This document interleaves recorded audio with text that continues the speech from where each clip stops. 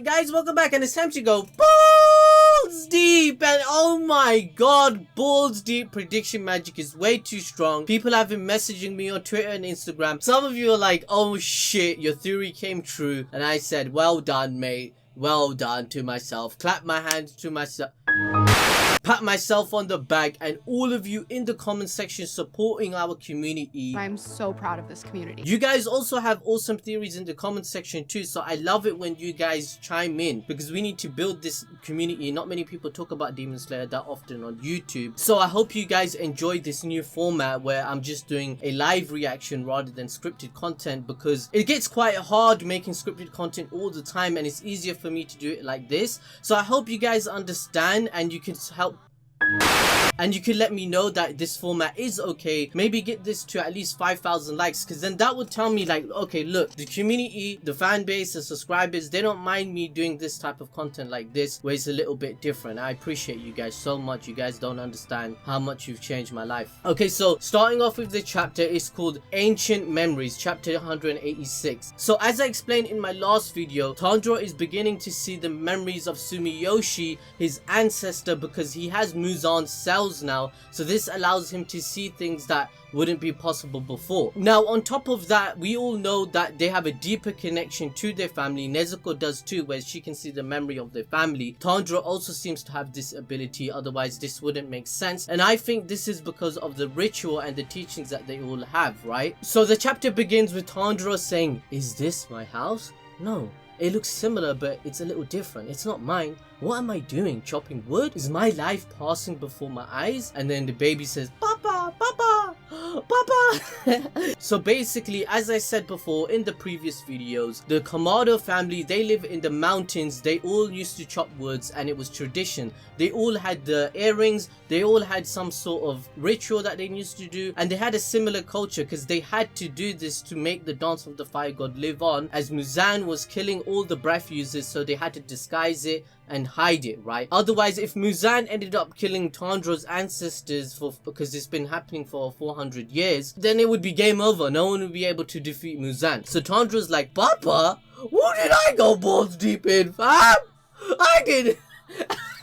He's like, "What's going on? Did I just become a baby daddy?" Like, so he goes, "Papa, does she mean me? Who is that child?" And the baby goes, "Why, Dada?" And then you see Yoriichi, right? So this is my theory coming true. So Tanjiro instantly recognized that this swordsman who first used braving techniques is that Yoriichi, because he recognizes him straight away. He gained this knowledge already before in the training arc when he faced the doll, and a lot of other people were talking about the sun breath user like Rengoku's dad, right? So Tanjiro has this knowledge and he has visions himself, but he doesn't understand what's going on. Okay, so now this guy that's healing Tanjiro, I'm sorry my guy, my dude, I forgot your name already. I know you just had senpai notice me moment last chapter. I forgot this guy's name already. He's like, "Tanjiro, hang in there, Tanjiro, can you hear me? Can you hear me?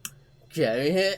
So he's like, he isn't breathing. Has his heart stopped? My own heart and breathing are so noisy I can't tell. So another dude comes and shouts, "Murata!" And he's like shocked and he says, "I'm so glad you're alright." And he goes, "What the hell, man? You startled me." So this dude says, "You gotta help Yashiro. He got trapped under rubble." And he goes, "Huh? But Tanjiro might die." "What are you saying, my guy? Tanjiro is the dude that is fulfilling the prophecy. Why do you want to save some random guy instead of Tanjiro?" You know what I'm saying? So I'm thinking the same shit, right? Now this dude goes, "Listen, mate, if we save Yashiro, he can treat Tanjiro because he's poison. He can do some unbelievable stuff. So hurry." Now this is unbelievable because Yashiro, we know Yashiro is the guy that was in love with the woman that created the medicine, right? She created the medicine to help Nezuko to become human again, right? So I can't believe, because I even predicted this shit too, that this is one possibility of saving Tanjiro's life too, is through Yashiro or Nezuko, because Yashiro might have some medicine. So what I think is gonna happen, because Tamiyo, she's dead now, she created a medicine that helps people with Muzan's cells, remember? Because remember, Tamiyo wanted to change Muzan back into human, so she created medicine. So I think that's what he means by getting Yashiro, because he might have another potion that can help Tanjiro. So going back to the memories, Yoriichi is saying, "I need someone to listen to me," right? And then Yoriichi says, "I thought it's over. And the ones who came into mind were you and Suyako." Oh my god, I'm butchering these names, guys. I know you guys are cringing right now. Oh Oh, can't even fall asleep, man. His pronunciations are so trash. I'm sorry, guys, my shit. Maybe I can ask him about the 13th form. So now, because Tanjiro is in Sumiyoshi's body, he thinks he can speak as him. Sumiyoshi just speaks anyway, because he's just reliving a memory. You're not allowed to change history. So Sumiyoshi says, it's been about 2 years. I'm glad to see you're looking well. And then that's why Tanjiro's so shocked. He's like, what? I'm automatically talking. I can't control myself. So Sumiyoshi says, at that time, Sumire was still a baby. And then Tanjiro acknowledges and he says, I can't say what I want to. My body is moving itself as well. Oh, right. Of course, this is a memory inherited from my ancestor. So I have no control over it. Well, Tanjiro, come on, mate. So Yoriichi is talking to Sumiyoshi. Keep in mind, he still has his earrings on at this point of time. And he says, I'm pleased your family seems happy. When I see people who are happy, it makes me happy. The world holds much that is beautiful. It is a blessing simply to be born into it. Yoriichi then remembers his mother and he says, my mother was a woman of deep faith. Each day she prayed that strife would disappear from the world. And she asked the sun deity to shine warmly upon my deaf ears. She even made earrings as charms for me. I regret that she also worried about me because I never spoke. My elder brother was a kind boy. He was always concerned about me. The day after father hit him and ordered him not to pamper me, he made a flute and brought it to me. If I blew when it needed help, he would come right away. He told me not to worry and smiled despite his bruised and swollen face. I was an unwanted child, so I left the house soon after my mother died of illness. I was supposed to become a priest, but I did not go to the temple. Instead, I wanted to run as hard as I could under the infinite expanse of the beautiful sky. Okay, so now guys, this is very, very important. Let me break this down for you guys. So as we all know, Demon Slayer has a very huge religious theme in it, right? So now Yoriichi has just explained that he was deaf as a child. That's why he couldn't speak, right? That's how I'm literally interpreting it. And his mother used to pray to the sun deity. And now somehow her son ended up being this prophet child. He ended up having a mark. She ended up giving charms, which were these earrings. So this just points to the fact to me that the birth of the sun ritual, it must be connoting to the religious themes again, because he just mentioned the sun deity to shine warmly upon my deaf ears. The mother has just said that. So obviously this ritual is more important than we think. It's what's giving Tanjiro and Nezuko their powers. That's why they have this special trait, because this ritual is in line with the sun deity and the religious themes of Demon Slayer. So what I think is going on, right, because as I explained in my other theory videos, remember that Muzan only, his curse activated after he killed the doctor, because he fell into damnation. That's when his curse activated. Now I think with the mother, she doing all these prayers and she's saying she wants his son to have a beautiful life, because life is so precious about it, and just helping people, helping one another is what makes you a great person. So I think this is the counter measurement of fixing the curse of the world, because she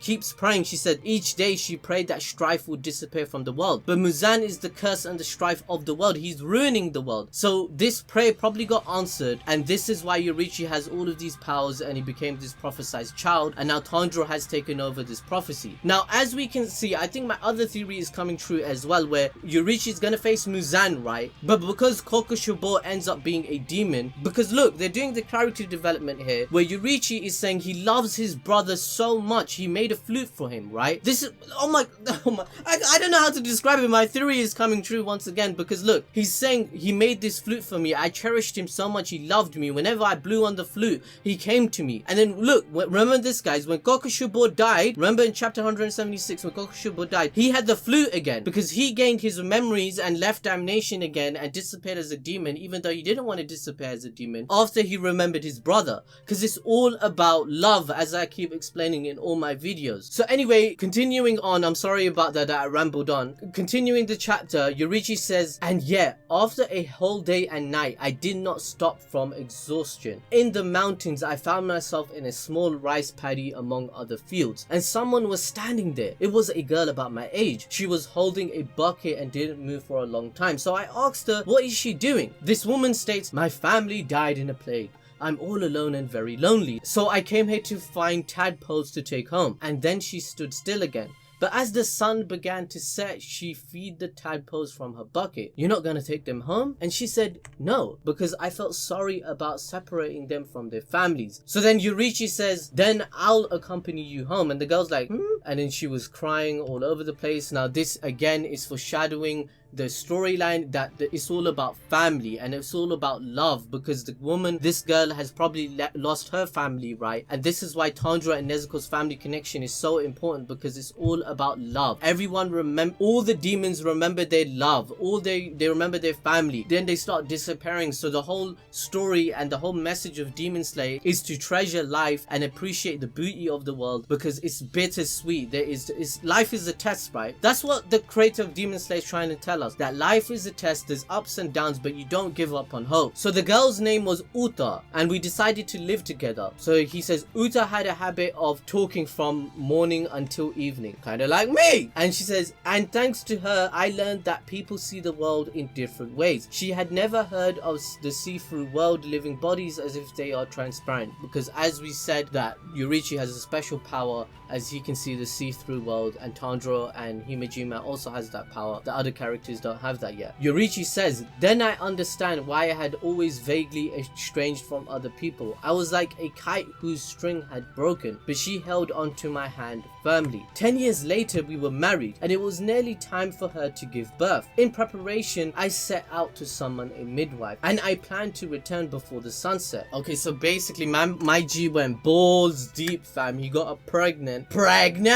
So then he says, along the way, 3 mountains over from where we lived, I met an old man traveling. Even though he had a bad heart, he was rushing to visit his son who had been fatally wounded in battle. I delivered the old man to his son. So obviously Yoriichi is able to see this because he has the see-through world. He can see your heart and he can see your condition. So he decided to summon the midwife the next day. I hurried toward home, but night fell. And by the time I arrived, someone had already killed Uta and our child in the womb. So now we're back to the memory, and Yoriichi says to Sumiyoshi, another person may not hesitate to trample upon someone whose life you value more than your own. And then he goes, for 10 days I was in a daze as I cradled their bodies, until a swordsman came in pursuit of the demon and encouraged me to mourn them properly through prayer. Yoriichi's dream was to live a quiet life with my family in a small house where we would sleep side by side. I would be close enough to see their faces of my beloved wife and child, and close enough to reach out and take their hands. That would have been enough for me, but even that did not come true. Demons exist in this beautiful world. See, exactly what I said to you guys. Look at the juxtaposition, right? There's a curse and then there's a prayer. It's like the opposite of things, right? A curse is a bad thing, a prayer is a good thing. It's you guys know this shit, duality, yin and yang. It's the same trope and story that we get over and over, but Demon Slayer does it so amazingly well. And look, we already fell in love with Yoriichi's character just in this chapter. We feel sympathy for him. We love his decision making. We're like, oh, this is why he decided to become a Demon Slayer. This is why he taught breath styles to everyone, because he lost his child and he lost his wife. I mean, that is heartbreaking, right? Yoriichi says, so I became a demon slayer. There had always been those who hunted demons, but none of them used breathing styles, so I taught them. The swordsmen who called themselves Hashira were already superior, and when they used breathing styles along with their sword forms of flame, wind and water and thunder and stone, they improved even further. The demon slayers learned to defeat demons one after the next. When demons killed my elder brother's subordinate, he too became a demon slayer and lent us his strength. Soon after, I found the demon's progenitor. Okay, so anyway, Yoriichi meets Muzan, right? He finally meets him. And look, Tamio is there. Tamio has been a demon for 400 years. And then Yoriichi says, I knew that I had been born for the purpose of defeating him. So this is what goes back to my theory. History is repeating itself, because Yoriichi says himself to Sumiyoshi that things find a way, right? He said to him that he's not feeling worried about the future because he knows the future people would be able to defeat Muzan since he passed on his teachings And look, he says here himself, I was born for the purpose of defeating him. But in the end, he's not going to be able to kill him because he remembers his own, he has a weakness, right? His weakness is Kokushibo. That's what I'm thinking. I'm thinking Muzan's going to say, look, if you kill me, Kokushibo is going to die too. And because Yoriichi has so much love for family and his brother, he's going to go seek him out. And that's where he turns old. He tries to kill his own brother, but he fails, right? So that's when the prophecy begins. Now remember, the people with the black blade and have the powers of Yoriichi, they have this omen because the people with the black blade are also the people that are born with the Demon Slayer mark. And when you have the Demon Slayer mark, you die at the age of 25, right? But somehow Yoriichi didn't die at the age of 25 because he had a resolve. He kept thinking, this is my purpose. That's what I'm thinking, guys. Let me know what you guys think in the comment section below. But overall, this chapter was like everything I've already explained, to be quite honest with you. Like, I've already said all of this in my theory videos. I thought it's a great chapter. Demon Slayer is quite predictable for me, I'm not gonna lie, because it's so easy for me to connect the dots because I think I'm on the same wavelength as the author, because the message is pretty clear in Demon Slayer. It's about love, it's about family,